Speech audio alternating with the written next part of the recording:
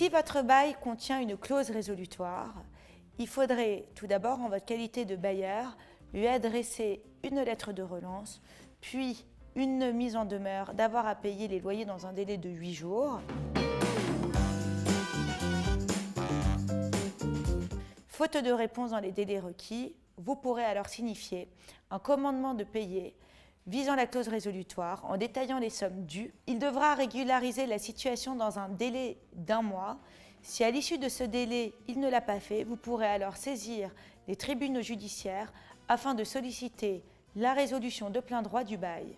Si vous avez un garant, il ne faudra pas oublier de dénoncer le commandement dans un délai de 15 jours à la caution, faute de quoi vous ne pourrez lui réclamer une quelconque somme à son égard.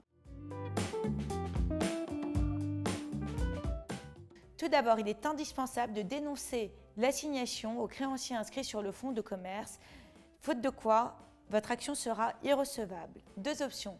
Soit le juge prononce l'acquisition de la clause résolutoire. Dans une telle hypothèse, vous pourrez expulser votre locataire ainsi que tout occupant de son chef, et lequel sera naturellement condamné au paiement de l'arriéré locatif, mais également d'une indemnité d'occupation. Soit le juge suspend les effets de la clause résolutoire, ce qui signifie qu'il aura fait droit à la demande de délai de paiement de votre locataire. Pour ce faire, il peut accorder jusqu'à 2 ans de délai de paiement, mais s'il pense naturellement que votre locataire a toutes les chances pour s'acquitter de cette dette au terme de cet échéancier de paiement qu'il aura fixé. Le locataire devra payer l'échéancier de paiement selon le calendrier fixé par le juge, mais également le loyer courant à bonne date. S'il ne payait pas à bonne date, la clause résolutoire sera immédiatement acquise. Ensuite, vous devrez signifier l'ordonnance du juge, laisser un délai de 15 jours qui est le délai pour faire appel.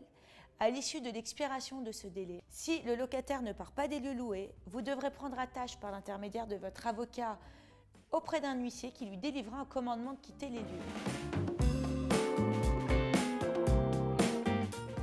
Quand l'huissier se rendra sur les lieux, si le locataire ne part pas spontanément, il dressera alors un procès-verbal de tentative d'expulsion. Ce procès-verbal de tentative d'expulsion sera le fondement pour l'huissier pour solliciter la réquisition de la force publique. C'est ainsi que la préfecture aura 2 mois pour dire si oui ou non elle fait droit à la procédure d'expulsion.